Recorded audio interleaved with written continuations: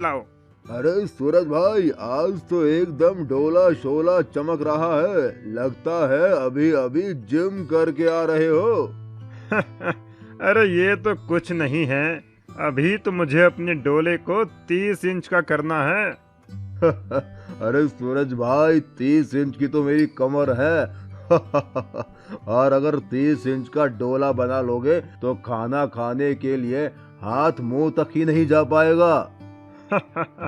वो सब मैं बाद में देखूंगा। लाओ जल्दी मेरा चिकन फ्राई ले आओ। ठीक है, अभी लाया। दुकानदार जाता है और एक बड़े से बर्तन में ढेर सारा चिकन लाता है। ये देखकर नमन, अरे भाई, तुम्हारे और दोस्त भी आ रहे हैं क्या, जो इतना सारा चिकन ले लिया है?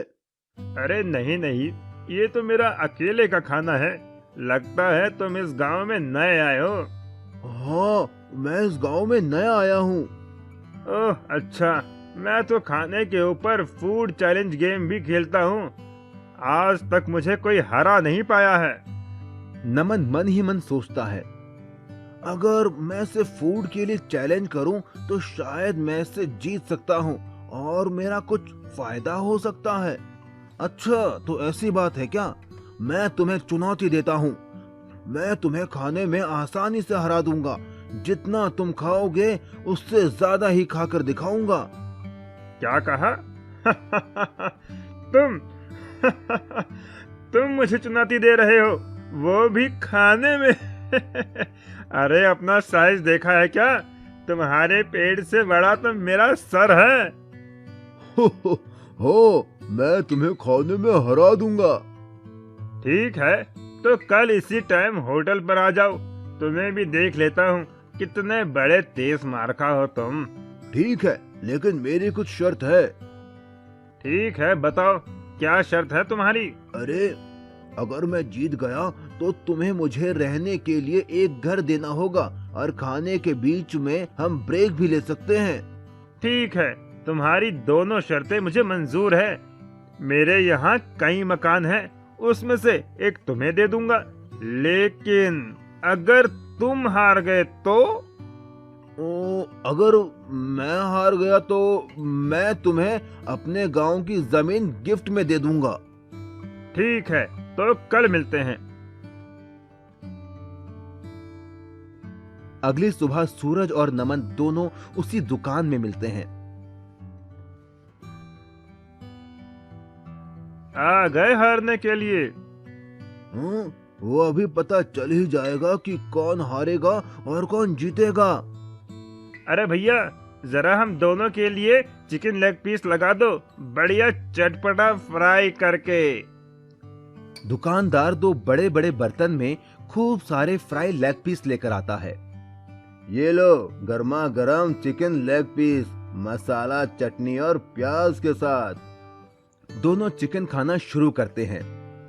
खाते खाते दोनों का पेट फूल जाता है। तभी अचानक नमन बोल पड़ता है, 1 मिनट रुको, मुझे बड़ी जोर का टॉयलेट आ रहा है। मैं अभी करके आता हूँ, तब तक तुम वेट करो। ठीक है, जाओ जल्दी आना।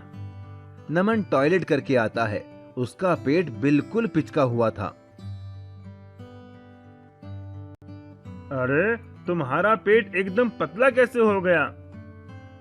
अरे भाई, अभी अभी बाथरूम में हक कर आ रहा हूँ, तो पतला तो हो ही जाएगा ना। ना मानो तो बाथरूम में जाकर देख लो। हाँ ठीक है, चलो खाते हैं। दोनों फिर से खाने लगते हैं। इस बार नमन बहुत तेजी से खा रहा था, जबकि सूरज अब खाते खाते थक चुका था। अरे मेरा तो पेट भर गया है, अब मुझसे नहीं खाया जाता, मैं हार मानता हूँ। नमन प्लेट का सारा लेग पीस खा लेता है। मैं जीत गया और शर्त के हिसाब से तुम्हें अब मुझे रहने के लिए एक घर देना होगा। ठीक है, शर्त के मुताबिक मैं अपना एक घर तुम्हें दे देता हूँ। ये कहकर सूरज वहाँ से चला जाता है। दुकानदार, अरे भैया, तुमने उस पहलवान को हरा दिया, यकीन नहीं होता। आखिर इसका राज क्या है? उसकी बात सुनकर नमन अपने जुड़वा भाई अमन को आवाज देता है, ये मेरा जुड़वा भाई अमन है। जब खाते खाते मेरा पेट भर गया था तो मैं बहाना बनाकर बाथरूम गया और अपनी जगह अपने जुड़वा भाई अमन को भेज दिया और वो सारा लेग पीस खा गया और इस तरह मैंने उस सूरज को हरा दिया। इतना कहकर नमन और अमन खुशी खुशी वहां से चले गए। मैजिकल हैन। उत्तर प्रदेश के गांव में अब्दुल नाम का एक मेहनती इंसान रहता था जो ऑमलेट बेचकर अपना घर चलाता था। उसकी एक रजिया नाम की लड़की थी जिसका सपना था डॉक्टर बनने का और वो उसके लिए दिन रात मेहनत करती थी। वो जब भी अपने पापा का हाथ बटाने आती तो उसके पिताजी मना कर देते। नहीं बेटी, तुम ये ऑमलेट मत बनाओ, तुम्हें तो बड़े होकर डॉक्टर बनना है। ठीक है पिताजी, लेकिन जिस दिन मैं डॉक्टर बन जाऊंगी आपको काम नहीं करने दूंगी, आप बस आराम करना। पर एक दिन कुछ ऐसा हुआ कि रजिया के डॉक्टर बनने का सपना टूट सा गया। रजिया के पिता का एक्सीडेंट हो गया और डॉक्टर ने उन्हें 2 साल तक बिस्तर से उठने के लिए मना कर दिया। रजिया को ऑमलेट बनाना आता ही नहीं था, ना ही वो ठेला लगा सकती थी, इसीलिए वो जंगल जाकर लकड़ियां बिनकर लाती और उन्हें शहर में बेचकर अपने परिवार का पेट पालती। उसकी पढ़ाई भी पूरी तरह छूट गई। एक बार जब वो लकड़ियां बिनने पास के जंगल गई तो उसे किसी के रोने की आवाज आई। मुझे बचाओ, मुझे बचाओ, बचाओ मुझे। रजिया दौड़कर उस आवाज की ओर गई। उसने देखा एक अजीब सी दिखने वाली बूढ़ी औरत रो रही थी। उसके पूरे शरीर पर घाव और फोड़े थे। उसने जाकर उससे पूछा, माँ जी, आपको क्या हुआ है? मुझे एक बहुत खतरनाक बीमारी है जिस वजह से मेरा शरीर धीरे धीरे गल रहा है। अगर पास वाली पवित्र नदी से पानी लाकर मुझ पर छिड़का जाए तो मैं ठीक हो जाऊंगी, लेकिन एक शर्त है। कैसी शर्त माँ जी? मैं तो उस पानी से ठीक हो जाऊंगी, लेकिन मुझको ठीक करने वाले इंसान को ये बीमारी हो जाएगी। रजिया ने कुछ सोचा और कहा, कोई बात नहीं, मैं आपको यूं दर्द में नहीं देख सकती। आप मेरी दादी की उम्र की हो, मैं आपकी बीमारी लेने को तैयार हूँ। इतना कहकर वो जाने लगी, लेकिन तभी उस बूढ़ी औरत ने उसे रोका और वो औरत एक खूबसूरत परी में बदल गई और रजिया से बोली, मैं तो बस तुम्हारी परीक्षा ले रही थी। आज तक तुम जैसा भला इंसान मैंने कभी नहीं देखा जो दूसरों का दर्द और बीमारी अपने ऊपर ले। बोलो, तुम्हें क्या तकलीफ है? फिर रजिया ने सारी बात परी को बताई कि कैसे पिता का ऑमलेट का ठेला ना लग पाने की वजह से उनका परिवार भूखा मर रहा है। उसकी बात सुनकर उस परी ने एक मुर्गी रजिया को देकर कहा, ये एक जादुई मुर्गी है, बाकी मुर्गियाँ तो सिर्फ अंडे देती हैं, ये मुर्गी तो सीधा ऑमलेट देगी, वो तुम जितने चाहोगी उतने। रजिया उस जादुई मुर्गी को लेकर घर आ गई और उसने फिर से ठेला लगाना शुरू कर दिया। वो एक कमरे में मुर्गी को छिपाकर ऑमलेट बनाने का नाटक करने लगी ताकि किसी को जादुई मुर्गी का पता ना चले। वो मुर्गी दिन में जितने ऑमलेट चाहे उतने देती। यही नहीं, उसके ऑमलेट सबसे टेस्टी थे। इस वजह से बाकी ऑमलेट बेचने वालों के यहाँ लोगों ने आना बंद कर दिया। इस बात से जलकर उनके पड़ोसी सलमान ने चुपके से उस कमरे में झांका तो उसे वो जादुई मुर्गी दिख गई। उसके मन में लालच आ गया और वो मुर्गी चुराकर घर ले आया। अब मैं भी इस जादुई मुर्गी से ऑमलेट बनाकर बेचूंगा और अमीर बन जाऊंगा। चल मुर्गी, वैसा ही टेस्टी ऑमलेट दे और मुझे अमीर बना दे। लेकिन उस जादुई मुर्गी ने बदले में उसे इतना कड़वा और बदबूदार ऑमलेट दिया जिसे खाकर लोगों ने उल्टी के साथ ही लालची सलमान की पिटाई लगा दी और वो जादुई मुर्गी वापस रजिया के घर चली गई। रजिया फिर से जादुई मुर्गी का ऑमलेट बेचकर पैसे कमाने लगी और एक दिन डॉक्टर बन गई। उसके पिता अब्दुल भी ठीक हो गए।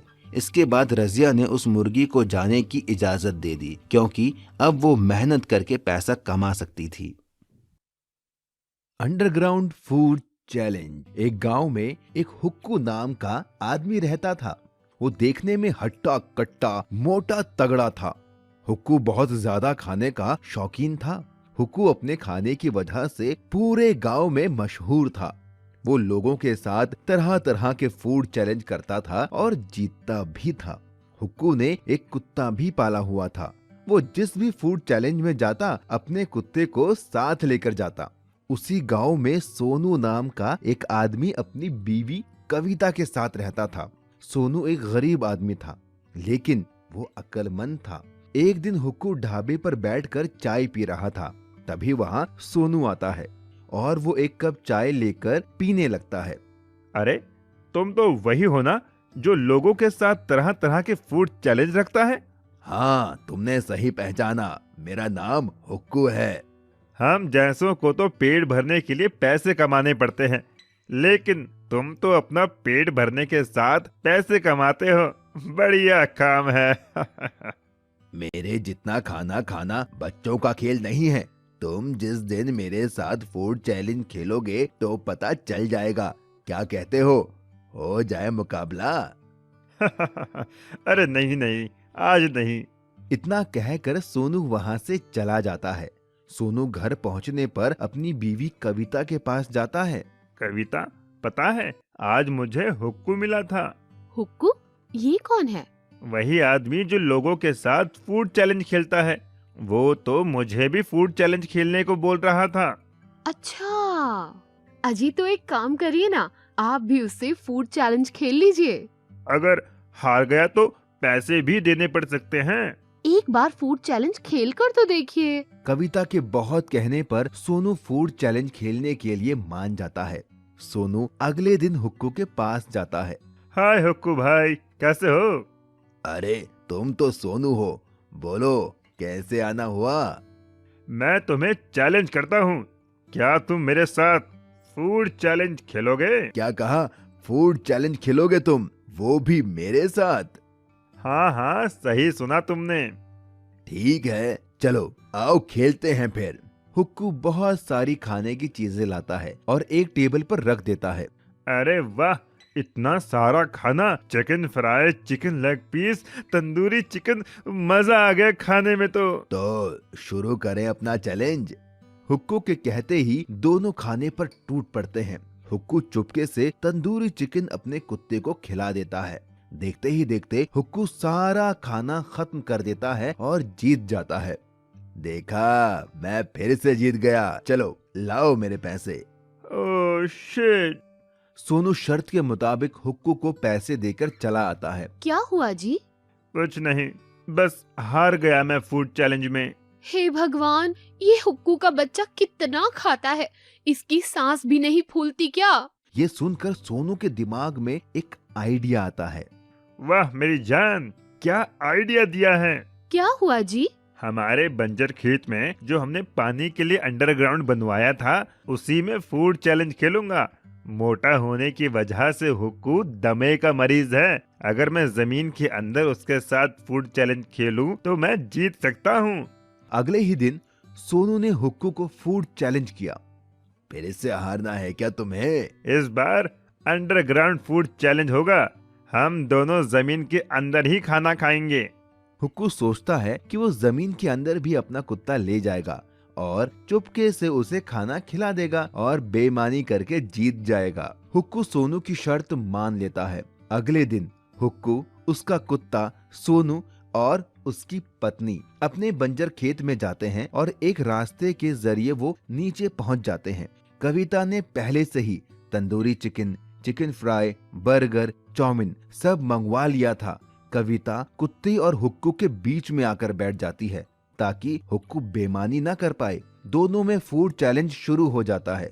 खाते खाते अचानक हुक्कू को सांस लेने में दिक्कत होने लगती है। उसका कुत्ता भी उससे दूर था, वो बेईमानी भी नहीं कर सकता था। अरे बाप रे, अब और मुझसे नहीं खाया जाएगा, मैं अपनी हार मानता हूँ। ये सुनकर वो सारे बाहर आते हैं। हुक्कू सोनू को पैसे देता है और चला जाता है। सोनू और कविता भी खुशी खुशी अपने घर चले जाते हैं। इस तरह सोनू ने अपनी अक्लमंदी से फूड चैलेंज को जीत लिया था। नागराज का खजाना। सुनो, हमारे इस जंगल में कितने सारे नाग हैं। क्यों ना हम उन्हें शहर में बेचकर खूब सारा पैसा कमाएं। फिर हमारे पास भी बड़ी गाड़ी होगी, स्विमिंग पूल होगा जिसमें गर्म पानी होगा, मेरे पास गहने भी होंगे। हाँ, सही कहा, हम ऐसा ही करते हैं। फिर हमारे पास भी शहर में बड़ा घर होगा। चलो अभी जंगल जाते हैं और नाग पकड़ कर लाते हैं। ये कहकर दोनों एक बड़ा थैला लेकर जंगल की ओर नाग पकड़ने निकल गए। लेकिन उनकी ये बात उनके पड़ोस में रहने वाली एक लड़की सीता ने सुन ली और उसने अपने पिता को बताया। पिताजी, मैंने बगल वाले पति पत्नी को नाग पकड़कर शहर में बेचने की बात सुनी। ऐसे तो हमारे जंगल के सारे नाग खत्म हो जाएंगे। सही कहा, ये नाग और बाकी जानवर हमारी प्रकृति के लिए बहुत जरूरी है। अगर ये जानवर नहीं होंगे तो ना तो ये जंगल होगा और ना ही इस धरती पर जीवन। हमें उन्हें रोकना होगा। मेरे पास एक प्लान है। इतना कहकर वो बाप बेटी उन पति पत्नी से नागों को बचाने के लिए उनके घर के पीछे झाड़ियों में छिप गए। थोड़ी ही देर में वो पति पत्नी अपने बड़े से थैले में ढेर सारे नाग नागिन पकड़कर ले आए और उन्हें आंगन में रखकर सुबह शहर में बेचने का प्लान करने लगे और धीरे धीरे दोनों सो गए। लेकिन जैसे ही वो सोए, सीता और उसके पिता उन पति पत्नी के घर चुपके से पहुंच गए और चुपके से उनके नागों का वो थैला उठा ले आए। पिताजी, हमने नाग लालचियों के घर से चुरा तो लिए, लेकिन अब इनको करेंगे क्या? मैं जंगल में एक जगह जानता हूँ जहाँ सांपों के घर बने हुए हैं। हम इन नागों को वहीं आजाद कराते हैं। ये कहकर वो दोनों घने जंगल की ओर चल दिए और उन्होंने वो थैला खोलकर उन नागों को आजाद कर दिया। लेकिन जैसे ही वो नाग बाहर आए, वो सारी जगह हीरे जवाहरात, सोने, चांदी और ढेर सारे पैसों से भर गई।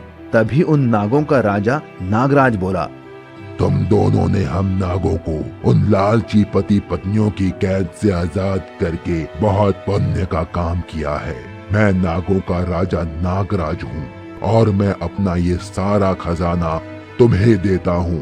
तुम ये ले जाओ और अपनी बाकी की जिंदगी आराम से जीना। सीता और उसके पिता ने उन नागों का धन्यवाद दिया और सारा खजाना लेकर घर आ गए। पर रास्ते में उन्हें वो लालची पति पत्नी मिले। उन्होंने उनसे पूछा कि वो ये खजाना कहाँ से लाए। जब सीता और उसके पिता ने उन्हें कुछ नहीं बताया तो वो उनके पैरों के निशान का पीछा करते हुए उस जगह पर पहुँच गए जहाँ वो खजाना था। और जैसे ही उन्होंने नागराज का वो खजाना देखा, वो खुश हो गए। वाह, यहाँ तो कितना सारा खजाना है। हम ये खजाना ले लेते हैं और मजे से जिंदगी काटेंगे।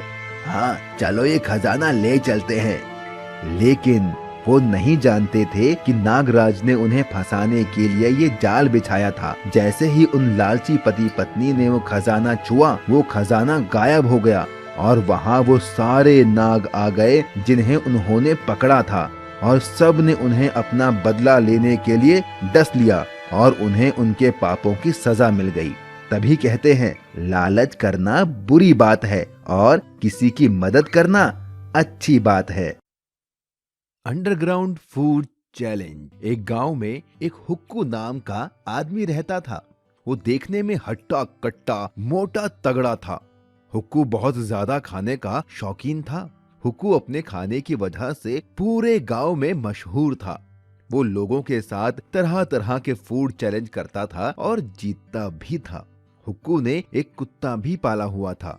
वो जिस भी फूड चैलेंज में जाता, अपने कुत्ते को साथ लेकर जाता। उसी गांव में सोनू नाम का एक आदमी अपनी बीवी कविता के साथ रहता था। सोनू एक गरीब आदमी था, लेकिन वो अक्लमंद था। एक दिन हुक्कू ढाबे पर बैठकर चाय पी रहा था। तभी वहाँ सोनू आता है और वो एक कप चाय लेकर पीने लगता है। अरे, तुम तो वही हो ना जो लोगों के साथ तरह तरह के फूड चैलेंज रखता है? हाँ, तुमने सही पहचाना। मेरा नाम हुक्कू है। हम जैसों को तो पेट भरने के लिए पैसे कमाने पड़ते हैं, लेकिन तुम तो अपना पेट भरने के साथ पैसे कमाते हो। बढ़िया काम है।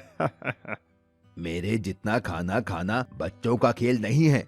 तुम जिस दिन मेरे साथ फूड चैलेंज खेलोगे तो पता चल जाएगा। क्या कहते हो जाए मुकाबला? अरे नहीं नहीं, आज नहीं। इतना कहकर सोनू वहाँ से चला जाता है। सोनू घर पहुँचने पर अपनी बीवी कविता के पास जाता है। कविता, पता है आज मुझे हुक्कू मिला था। हुक्कू? ये कौन है? वही आदमी जो लोगों के साथ फूड चैलेंज खेलता है। वो तो मुझे भी फूड चैलेंज खेलने को बोल रहा था। अच्छा। अजी तो एक काम करिए ना, आप भी उससे फूड चैलेंज खेल लीजिए। अगर हार गया तो पैसे भी देने पड़ सकते हैं। एक बार फूड चैलेंज खेल कर तो देखिए। कविता के बहुत कहने पर सोनू फूड चैलेंज खेलने के लिए मान जाता है। सोनू अगले दिन हुक्कू के पास जाता है। हाय हुक्कू भाई, कैसे हो? अरे तुम तो सोनू हो, बोलो कैसे आना हुआ? मैं तुम्हें चैलेंज करता हूँ, क्या तुम मेरे साथ फूड चैलेंज खेलोगे? क्या कहा? फूड चैलेंज खेलोगे तुम, वो भी मेरे साथ? हाँ हाँ, सही सुना तुमने। ठीक है, चलो आओ खेलते हैं फिर। हुक्कू बहुत सारी खाने की चीजें लाता है और एक टेबल पर रख देता है। अरे वाह, इतना सारा खाना, chicken fry, chicken leg piece, tandoori chicken, मजा आ गया खाने में तो शुरू करें अपना चैलेंज। हुक्कू के कहते ही दोनों खाने पर टूट पड़ते हैं। हुक्कू चुपके से तंदूरी चिकन अपने कुत्ते को खिला देता है। देखते ही देखते हुक्कू सारा खाना खत्म कर देता है और जीत जाता है। देखा, मैं फिर से जीत गया। चलो लाओ मेरे पैसे। Oh shit. सोनू शर्त के मुताबिक हुक्कू को पैसे देकर चला आता है। क्या हुआ जी? कुछ नहीं, बस हार गया मैं फूड चैलेंज में। हे भगवान, ये हुक्कू का बच्चा कितना खाता है, इसकी सांस भी नहीं फूलती क्या? ये सुनकर सोनू के दिमाग में एक आइडिया आता है। वाह मेरी जान, क्या आइडिया दिया है। क्या हुआ जी? हमारे बंजर खेत में जो हमने पानी के लिए अंडरग्राउंड बनवाया था, उसी में फूड चैलेंज खेलूंगा। मोटा होने की वजह से हुक्कू दमे का मरीज है। अगर मैं जमीन के अंदर उसके साथ फूड चैलेंज खेलूं तो मैं जीत सकता हूं। अगले ही दिन सोनू ने हुक्कू को फूड चैलेंज किया। फिर इससे हारना है क्या तुम्हें? इस बार अंडरग्राउंड फूड चैलेंज होगा। हम दोनों जमीन के अंदर ही खाना खाएंगे। हुक्कू सोचता है कि वो जमीन के अंदर भी अपना कुत्ता ले जाएगा और चुपके से उसे खाना खिला देगा और बेईमानी करके जीत जाएगा। हुक्कू सोनू की शर्त मान लेता है। अगले दिन हुक्कू, उसका कुत्ता, सोनू और उसकी पत्नी अपने बंजर खेत में जाते हैं और एक रास्ते के जरिए वो नीचे पहुंच जाते हैं। कविता ने पहले से ही tandoori chicken, chicken fry, burger, chow mein सब मंगवा लिया था। कविता कुत्ते और हुक्कू के बीच में आकर बैठ जाती है ताकि हुक्कू बेईमानी ना कर पाए। दोनों में फूड चैलेंज शुरू हो जाता है। खाते खाते अचानक हुक्कू को सांस लेने में दिक्कत होने लगती है। उसका कुत्ता भी उससे दूर था, वो बेईमानी भी नहीं कर सकता था। अरे बाप रे, अब और मुझसे नहीं खाया जाएगा, मैं अपनी हार मानता हूँ। ये सुनकर वो सारे बाहर आते हैं। हुक्कू सोनू को पैसे देता है और चला जाता है। सोनू और कविता भी खुशी खुशी अपने घर चले जाते हैं। इस तरह सोनू ने अपनी अक्लमंदी से फूड चैलेंज को जीत लिया था। सास बहू chicken leg piece challenge. Bastipur नाम के एक गांव में एक रीमा नाम की एक लड़की रहती थी। रीमा की अभी नई शादी हुई थी। उसका पति सोहन शहर में जॉब करता था। रीमा यहाँ अपने सास ससुर के साथ रहती थी। रीमा को खाने में चिकन बहुत पसंद था। वो हर रोज चिकन बनाकर खाती थी। वहीं उसकी सास साउथ मूवी की शौकीन थी। वो हर दम साउथ की मूवी देखती रहती तो थी। ऐसे दंड विधान को आग लगा दीजिए, अपने न्याय शास्त्र को गंगा में बहा दीजिए, अपने शासन को सूली पर चढ़। एक दिन रीमा ने अपने ससुर जी से कहा, ससुर जी, ओ ससुर जी, हाँ बहू रानी बोलो। ससुर जी मेरे लिए चिकन ले आओ, मेरा बड़ा मन कर रहा है चिकन खाने का। तभी रीमा की सास वहाँ आ जाती है। अरे बहू, फिर से चिकन? अभी नई नई शादी हुई है बेटा, कुछ तो शर्म करो। रोज रोज तू चिकन ही खाती है। तेरे अब्बा यहाँ मुर्गी फार्म खोल गए थे क्या? हाँ, जो रोज रोज इतना चिकन खाती है। मेरा बेटा जितने पैसे भेजता है उन सब का तो ये लड़की चिकन ही खा जाती है। अरे माँ जी, अब चिकन खाने में शर्माना कैसा? मुझे तो चिकन बहुत ही पसंद है। आपको भी तो साउथ की मूवीज बहुत पसंद है। आप क्या जानोगे इसके लेग पीस का स्वाद? आप तो खाती ही नहीं हो चिकन। बहू, जब मैं तेरी उम्र की थी तो ना जाने कितने चिकन तल के खा गई। चिकन खाने में पूरे गांव में मेरा मुकाबला कोई नहीं कर सकता था। ये मजबूत दांत है बहू, चिकन खाकर उसका आकार बदल देता है। और हाँ, इन दांतों ने लेग पीस छोड़े हैं, चबाना नहीं भूले। चिकन खाने में तो मेरा भी कोई तोड़ नहीं है माँ जी। चलो तो आज चिकन लेग पीस चैलेंज करके देख लेते हैं, कौन जीतेगा और कौन हारेगा। हाँ हाँ, क्यों नहीं, मुझे भी आपका ये चैलेंज मंजूर है। तभी रीमा का ससुर बोलता है, अरे जाने दो, कोई बात नहीं। चिकन के लिए अब तुम दोनों क्यों लड़ रही हो? नहीं कटप्पा, इसने मुझे ललकारा है। माहेशमती की शपथ, इस लेग पीस चैलेंज में तो मैं ही जीतूंगी। हाँ कटप्पा, अरे मैं तुम्हारा पति हूँ, कोई कटप्पा अटप्पा नहीं हूँ। और कौन सा माहेश्वती, बस्तीपुर में रहते हैं हम। भल्लाल देव, तुम्हारा इतना दुस्साहस। आए, लगता है इसके सिर पर देव सेना आ गई है। ये आदमखोर नहीं, आदमी खोर बन गई है। इससे पहले ये और कुछ बोले, चुपचाप चिकन ले आता हूँ। अच्छा ठीक है, मैं चिकन ले आता हूँ। रीमा का ससुर बाजार जाता है और वहाँ से 4 किलो चिकन लेग पीस ले आता है। ये लो बहू, अब तुम्हें जैसे बनाना है बनाओ और खाओ। रीमा और उसकी सास चिकन लेग पीस को चटपटा मसाला लगाकर फ्राई करती है। सारा चिकन फ्राई होने के बाद बहू चिकन को टेबल पर ले आती है और चिकन को 2-2 हिस्सों में बराबर बांट देती है। ये लो माँ जी, 2 kilo chicken leg piece, 2 kilo आपका और 2 किलो मेरा। अब जो भी पहले चिकन लेग पीस खत्म करेगा वही विनर होगा। अगर मैं जीती तो आपको साउथ मूवी देखनी छोड़नी होगी, और अगर आप जीती तो मैं रोज रोज चिकन नहीं खाऊंगी। ठीक है, मंजूर है मुझे। रीमा और उसकी सास दोनों चिकन लेग पीस खाना स्टार्ट करते हैं। माँ जी, चिकन लेग पीस तो बहुत ही लाजवाब बना है। हाँ, सही कह रही है, ये तो बहुत ही चटपटा है। दोनों जल्दी जल्दी चिकन लेग पीस खाते हैं, लेकिन रीमा की सास का पेट भर जाता है और वो थक जाती है। अरे भगवान, अगर नहीं खाया जा रहा है तो छोड़ दो। मुर्गी पराई है लेकिन पेट तो अपना है ना। तुमने वो कहावत तो सुनी होगी ना कि कौन कहता है आसमान में छेद नहीं हो सकता, एक पत्थर तो तबीयत से फेंको यारों। अरे आसमान में पत्थर से नहीं, पॉल्यूशन की वजह से छेद होता है, और इंसान को हर काम अपनी क्षमता के अनुसार ही करना चाहिए। रीमा की सास के सर पर बस जीतने का जुनून सवार था। वो और जल्दी जल्दी खाने लगती है और आखिर में उसने सारा चिकन लेग पीस रीमा से पहले खत्म कर दिया। ये देखकर रीमा भी दंग रह गई। देखा, मैंने कहा था ना, मैं ही जीतूंगी। क्यों बहू, हिला डाला ना। मेरी सास तो मुझसे भी ज्यादा चटोरी है, इसीलिए कहते हैं कि कभी किसी को कम नहीं समझना चाहिए। शर्त के मुताबिक अब रीमा रोज चिकन ना खाकर कभी कभी चिकन खाती है और बाकी दिन हरी सब्जियां खाती है। मछली का खजाना। राम और श्याम नाम के 2 मछुआरे दोस्त समुद्र के पास मछली पकड़ने का काम करते थे। राम एक मेहनती आदमी था और श्याम कामचोर। राम सुबह मछली पकड़ कर लाता था, लेकिन श्याम उसमें से आधी मछलियां रख लेता था। एक दिन गुस्सा होकर राम ने श्याम से कहा, श्याम भाई, मैं सुबह 4 बजे उठ के समुद्र में बोट लेकर मछलियां पकड़ने जाता हूँ। तुम घर में रहते हो और 8 बजे तक सोते हो, पर जब मैं मछलियां पकड़ कर लाता हूँ तो तुम उसमें से आधी मछलियां रख लेते हो। ये अच्छी बात नहीं। अगर तुम मेरे साथ चलो तो हम दुगनी मछलियां पकड़ कर ला सकते हैं। राम की ये बात सुनकर श्याम अकड़ कर बोला, मुझसे सुबह जल्दी उठा नहीं जाता, और आधी मछलियाँ तो तुम्हें देनी ही होंगी, क्योंकि बोट हम दोनों ने मिलकर खरीदी है। राम एक भला इंसान था, इसीलिए श्याम को झगड़ता देख वो वापस आ गया और सारी बात घर पर बताई।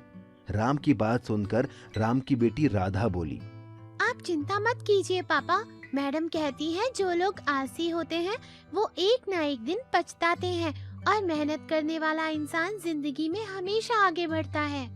आपकी मेहनत एक दिन जरूर रंग लाएगी। रही बात आपकी मदद की, तो स्कूल जाने से पहले मैं आपकी मदद करने चला करूँगी। अपनी छोटी सी बेटी के मुंह से इतनी बड़ी बात सुनकर राम को बहुत खुशी मिली। राम और उसकी बेटी दोनों अब 7 मछलियां पकड़ने जाते। राम जाल फेंक के मछलियाँ पकड़ता और उसकी बेटी राधा उन मछलियों को साफ करके टोकरी में जमाती। पापा वो देखो, वो कितनी बड़ी मछली है। हाँ, आज तक मैंने इससे बड़ी मछली यहाँ नहीं देखी। आओ इसे पकड़ते हैं। ये कहकर राम ने जाल फेंका और मछली पकड़ में आ गई। लेकिन तभी उन्हें किसी के रोने की आवाज आई। बेटी, ये रोने की आवाज कहाँ से आ रही है?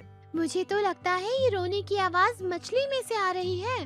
वो डरते हुए मछली के पास पहुंचा। उसके पास पहुंचते ही वो मछली और जोर से रोने लगी। मुझे छोड़ दो, मुझे जाने दो, मुझे मत पकड़ो। लेकिन अगर हम मछुआरे मछली ही नहीं पकड़ेंगे तो हम खाएंगे क्या? तुम्हें पकड़ना मेरी मजबूरी है। लेकिन पिताजी, हमसे आज तक किसी मछली ने अपनी जान की भीख नहीं मांगी है। इसका रोना मुझसे नहीं देखा जा रहा। देखा तो मुझसे भी नहीं जा रहा। चलो हम इसे छोड़ देते हैं। और जैसे ही राम ने उस मछली को छोड़ा तो उस मछली ने और बड़ा रूप ले लिया और उन दोनों से खुश होकर बोली, मैं कोई आम मछली नहीं, मछलियों की रानी हूँ। मैं तुम्हारी परीक्षा ले रही थी। एक मछुआरा होते हुए तुम्हारे दिल में मछली के लिए दया देखकर मैं बहुत प्रसन्न हुई हूँ। मेरे पेट के अंदर ढेर सारा सोना, खजाना, हीरे जवाहरात है। तुम इन्हें लेकर एक अच्छा जीवन जी सकते हो। और जैसे ही राम और उसकी बेटी राधा ने मछली के पेट का वो खजाना देखा तो दोनों दंग रह गए। उन्हें मछली की रानी के पेट में बहुत सारा धन दिखा। मछली की रानी वो सारा धन देकर उन्हें वहाँ से चली गई। जब वो वापस लौटे तो शाम ने उनसे पूछा, तुम्हारे पास इतना खजाना कहाँ से आया? ये तो हमको मछली की रानी ने दिया है। तो मैं भी कल जाऊंगा और मछली की रानी के पेट से खजाना लेकर आऊंगा। और अगले दिन शाम भी खजाने की तलाश में समुद्र में गया। उसकी भी परीक्षा लेने के लिए मछली रानी वहाँ पहुँची। शाम ने उसे पकड़ लिया और वो रो के बोली, मुझे छोड़ दो, मुझे मत पकड़ो, मुझे छोड़ दो, छोड़ दो। लेकिन शाम एक लालची इंसान था तो उसने मछली की रानी से कहा, नहीं, मुझे पता है तुम्हारे पेट में खजाना है। मैं तुम्हारा पेट काटूंगा और सारा खजाना लेके अमीर बन जाऊंगा। इतना कहकर उसने चाकू लेकर मछली को मार दिया। और इससे गुस्सा होकर मछली की रानी एक तूफान में बदल गई और उसने शाम की बोट डुबा दी और शाम पानी में डूब गया। राम को उसके अच्छे होने का इनाम मिला और शाम को उसके लालची होने की सजा। तभी कहते हैं, लालच करना बुरी बात होती है। चिकन लेग पीस चुनौती। एक गांव में सूरज नाम का एक आदमी रहता था। सूरज एकदम पहलवान जैसा था, देखने में एकदम हट्टा कट्टा बॉडी बिल्डर जैसा। सूरज पूरे दिन बस जिम करता और खाता रहता था। उसी गांव में एक नमन नाम का आदमी रहता था। नमन इस गांव में अभी नया नया आया था। नमन यहाँ अपने जुड़वा भाई के साथ एक किराए के मकान में रहता था और काम की तलाश में भी इधर उधर घूमता रहता था। एक दिन नमन होटल पर बैठकर चाय पी रहा था। तभी वहां पर सूरज आया।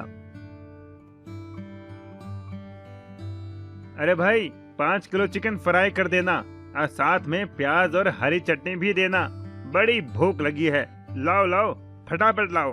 अरे सूरज भाई, आज तो एकदम डोला शोला चमक रहा है। लगता है अभी अभी जिम करके आ रहे हो।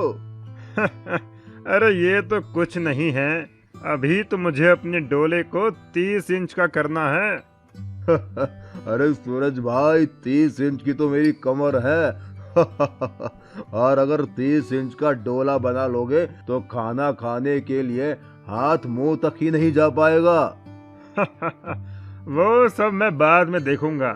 लाओ जल्दी मेरा चिकन फ्राई ले आओ। ठीक है, अभी लाया। दुकानदार जाता है और एक बड़े से बर्तन में ढेर सारा चिकन लाता है। ये देखकर नमन, अरे भाई, तुम्हारे और दोस्त भी आ रहे हैं क्या, जो इतना सारा चिकन ले लिया है? अरे नहीं नहीं, ये तो मेरा अकेले का खाना है। लगता है तुम इस गांव में नए आए हो। हाँ, मैं इस गांव में नया आया हूँ। ओह अच्छा, मैं तो खाने के ऊपर फूड चैलेंज गेम भी खेलता हूँ। आज तक मुझे कोई हरा नहीं पाया है। नमन मन ही मन सोचता है, अगर मैं इसे फूड के लिए चैलेंज करूं तो शायद मैं इसे जीत सकता हूं और मेरा कुछ फायदा हो सकता है। अच्छा, तो ऐसी बात है क्या? मैं तुम्हें चुनौती देता हूँ। मैं तुम्हें खाने में आसानी से हरा दूंगा।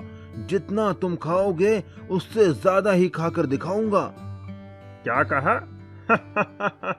तुम तुम मुझे चुनौती दे रहे हो, वो भी खाने में? अरे अपना साइज देखा है क्या? तुम्हारे पेट से बड़ा तो मेरा सर है। हो, मैं तुम्हें खाने में हरा दूंगा। ठीक है, तो कल इसी टाइम होटल पर आ जाओ। तुम्हें भी देख लेता हूँ कितने बड़े तेज मारखा हो तुम। ठीक है, लेकिन मेरी कुछ शर्त है। ठीक है, बताओ क्या शर्त है तुम्हारी? अरे, अगर मैं जीत गया तो तुम्हें मुझे रहने के लिए एक घर देना होगा और खाने के बीच में हम ब्रेक भी ले सकते हैं। ठीक है, तुम्हारी दोनों शर्तें मुझे मंजूर है। मेरे यहाँ कई मकान हैं, उसमें से एक तुम्हें दे दूंगा, लेकिन अगर तुम हार गए तो? अगर मैं हार गया तो मैं तुम्हें अपने गांव की जमीन गिफ्ट में दे दूंगा। ठीक है, तो कल मिलते हैं। अगली सुबह सूरज और नमन दोनों उसी दुकान में मिलते हैं। आ गए हारने के लिए? वो अभी पता चल ही जाएगा कि कौन हारेगा और कौन जीतेगा। अरे भैया, जरा हम दोनों के लिए चिकन लेग पीस लगा दो, बढ़िया चटपटा फ्राई करके। दुकानदार दो बड़े बड़े बर्तन में खूब सारे फ्राई लेग पीस लेकर आता है। ये लो, गर्मा गर्म चिकन लेग पीस, मसाला, चटनी और प्याज के साथ। दोनों चिकन खाना शुरू करते हैं। खाते खाते दोनों का पेट फूल जाता है। तभी अचानक नमन बोल पड़ता है, 1 मिनट रुको, मुझे बड़ी जोर का टॉयलेट आ रहा है, मैं अभी करके आता हूँ, तब तक तुम वेट करो। ठीक है, जाओ, जल्दी आना। नमन टॉयलेट करके आता है। उसका पेट बिल्कुल पिचका हुआ था। अरे, तुम्हारा पेट एकदम पतला कैसे हो गया? अरे भाई, अभी अभी बाथरूम में हक कर आ रहा हूँ, तो पतला तो हो ही जाएगा ना मानो तो बाथरूम में जाकर देख लो। हाँ, ठीक है, चलो खाते हैं। दोनों फिर से खाने लगते हैं। इस बार नमन बहुत तेजी से खा रहा था, जबकि सूरज अब खाते खाते थक चुका था। अरे मेरा तो पेट भर गया है, अब मुझसे नहीं खाया जाता, मैं हार मानता हूँ। नमन प्लेट का सारा लेग पीस खा लेता है। मैं जीत गया और शर्त के हिसाब से तुम्हें अब मुझे रहने के लिए एक घर देना होगा। ठीक है, शर्त के मुताबिक मैं अपना एक घर तुम्हें दे देता हूँ। ये कहकर सूरज वहाँ से चला जाता है। दुकानदार, अरे भैया, तुमने उस पहलवान को हरा दिया, यकीन नहीं होता। आखिर इसका राज क्या है? उसकी बात सुनकर नमन अपने जुड़वा भाई अमन को आवाज देता है। ये मेरा जुड़वा भाई अमन है। जब खाते खाते मेरा पेट भर गया था तो मैं बहाना बनाकर बाथरूम गया और अपनी जगह अपने जुड़वा भाई अमन को भेज दिया और वो सारा लेग पीस खा गया और इस तरह मैंने उस सूरज को हरा दिया। इतना कहकर नमन और अमन खुशी खुशी वहां से चले गए। मैजिकल हैन। उत्तर प्रदेश के गांव में अब्दुल नाम का एक मेहनती इंसान रहता था जो ऑमलेट बेचकर अपना घर चलाता था। उसकी एक रजिया नाम की लड़की थी जिसका सपना था डॉक्टर बनने का और वो उसके लिए दिन रात मेहनत करती थी। वो जब भी अपने पापा का हाथ बटाने आती तो उसके पिताजी मना कर देते। नहीं बेटी, तुम ये ऑमलेट मत बनाओ, तुम्हें तो बड़े होकर डॉक्टर बनना है। ठीक है पिताजी, लेकिन जिस दिन मैं डॉक्टर बन जाऊंगी आपको काम नहीं करने दूंगी, आप बस आराम करना। पर एक दिन कुछ ऐसा हुआ कि रजिया के डॉक्टर बनने का सपना टूट सा गया। रजिया के पिता का एक्सीडेंट हो गया और डॉक्टर ने उन्हें 2 साल तक बिस्तर से उठने के लिए मना कर दिया। रजिया को ऑमलेट बनाना आता ही नहीं था, ना ही वो ठेला लगा सकती थी, इसीलिए वो जंगल जाकर लकड़ियां बिनकर लाती और उन्हें शहर में बेचकर अपने परिवार का पेट पालती। उसकी पढ़ाई भी पूरी तरह छूट गई। एक बार जब वो लकड़ियां बिनने पास के जंगल गई तो उसे किसी के रोने की आवाज आई। मुझे